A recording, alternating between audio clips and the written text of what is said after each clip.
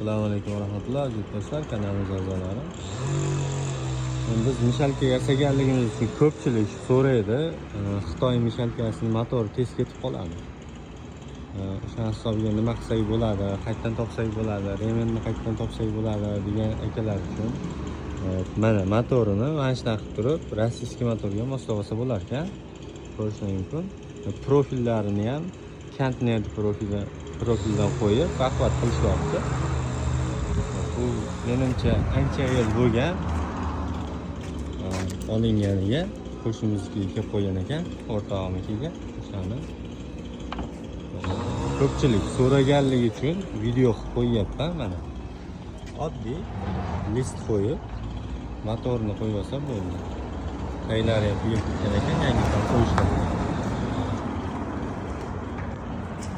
Kimga qiziq bo'lgan bo'lsa, bitta like bosib qo'ysalar, inshaalloh bundanda yaxshi videolar qo'yishga harakat qilamiz. Lifehack o'rnida qo'yamiz.